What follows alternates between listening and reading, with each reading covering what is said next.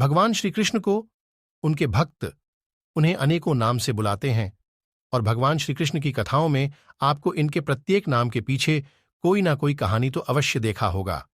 भगवान श्री कृष्ण की जन्म दिवस पर संपूर्ण भारतवर्ष में काफी चहल पहल मची रहती है और आप सभी लोगों को चारों तरफ एक ही नारा हाथी घोड़ा पालकी जय कन्हैया लाल की सुनाई देता होगा।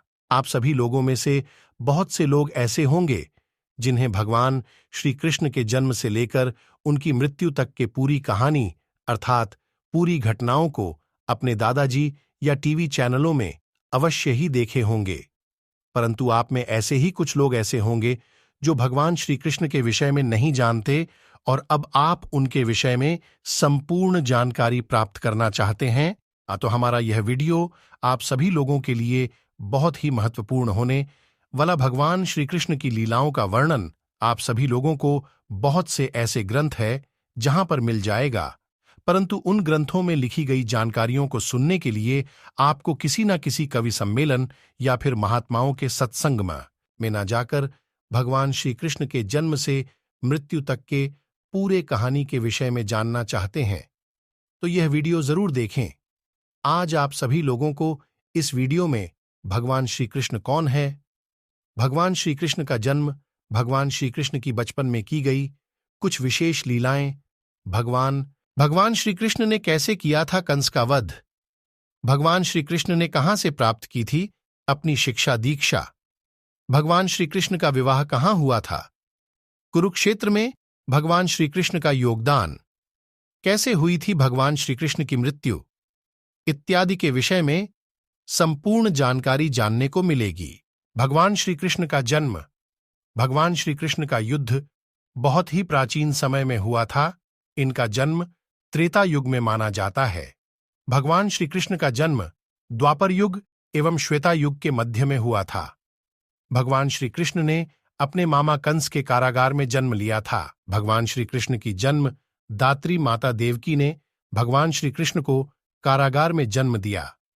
भगवान श्री कृष्ण की माता देवकी कंस की बहन थी और देवकी का विवाह वासुदेव के साथ हुआ था। कंस अपनी बहन देवकी से बहुत ही प्यार करता था, परंतु उनसे भी ज्यादा वह अपनी जान से प्यार करता था। इसलिए कंस ने अपनी बहन देवकी को अपने रथ पर बिठाकर उनके ससुराल तक छोड़ने जा रहा था कि तभी एक भविष्यवाणी होती है कि कंस देवकी की होने वाली 8वीं संतान तुम्हारे वध का कारण बनेगी। कंस ने यह भविष्यवाणी सुनते ही देवकी और वासुदेव से काफी बात विचार करने के बाद यह निश्चय करता है कि वह देवकी और वासुदेव को कारागार में बंद रखेगा।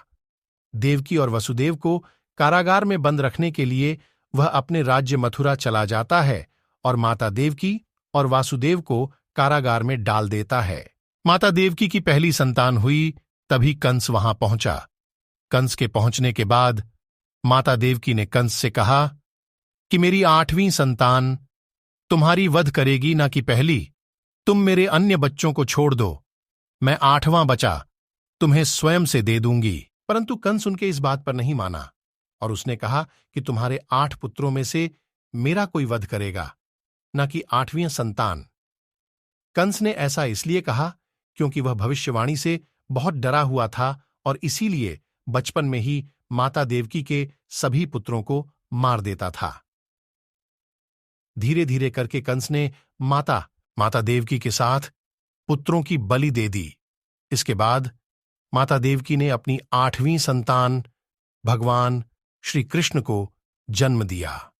जन्म के समय ही भगवान श्री कृष्ण अपने पिता वासुदेव के समक्ष प्रस्तुत हुए और उनसे स्वयं को वृंदावन छोड़कर यशोदा माता की बच्ची को ले आने के लिए कहा। अतः भगवान श्री कृष्ण की यह बात सुनने के बाद वासुदेव ने जन्म होते ही भगवान श्री कृष्ण को जमुना नदी के उफानते तूफान को पार करते हुए वृंदावन जाकर माता यशोदा के पास भगवान श्री कृष्ण को सुला देते हैं और माता यशोदा की पुत्री को लेकर मथुरा वापस लौट आते हैं। उस रात भगवान श्री कृष्ण ने अपने लीला से कंस को गहरी नींद में सुला दिया था और कंस इतनी गहरी नींद में सो गया था कि उसे कारागार में हुए किसी भी क्रियाकलाप का कोई भी वाक्य मालूम नहीं पड़ा।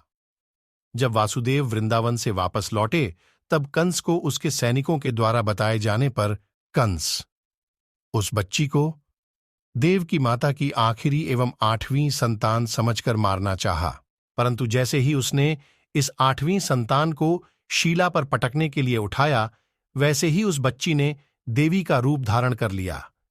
बच्ची ने देवी का रूप धारण करते हैं कंस ने कहा कि हे कंस, तेरा काल गोकुल तक पहुंच चुका है और वह बहुत जल्द ही तेरा वध करेगा और तेरे इस आतंक से मथुरा को आजाद करेगा। कंस देवी की यह बात सुनते ही श्री कृष्ण को गोकुल में मारने के लिए अनेकों प्रकार के राक्षस भेजने शुरू कर दिए हैं, परंतु भगवान श्री कृष्ण ने उन सभी रास्तों को धूल चटा दिए और अंततः वह कंस का वध कर ही दिए। जैसा ज्ञान सभी लोग मिल जाना कि भगवान श्री कृष्ण ने कंस के द्वारा भेजे गए सभी असुरों का वध कर दिया, भगवान श्री कृष्ण ने असुरों का वध कर दिया। इस कारण कंस को यह पता ही चल गया कि यह बलशाली किशोर बालक कोई और नहीं, देवकी और वासुदेव का पुत्र ही हो सकता है। यह बात जानने के बाद उसने भगवान श्री कृष्ण और भगवान श्री कृष्ण के बड़े भाई बलदाऊ को मथुरा आने का न्योता दिया। इसके बाद भगवान श्री कृष्ण और महाबलशाली बलराम दोनों ही मथुरा पहुंचे। कंस ने रास्ते में ही उन्हें मारने के लिए शिरोमणि चाणूर और मोष्टिक को भेजा। भगवान श्री कृष्ण और बलराम ने इनका वध कर दिया और इसके बाद वे मथुरा पहुंच गए और कंस का वध कर दिया। कंस ने अपने पिता उग्रसेन को भी बंदी बनाकर रखा था, अतः कंस का वध कर देने के बाद भगवान श्री कृष्ण ने उनके पिता अर्थात अपने नाना उग्रसेन को मथुरा का राजा बना दिया। अगर मेरी ये वीडियो आपको अच्छी लगी हो तो चैनल को लाइक करें, सब्सक्राइब करें और कमेंट जरूर करें।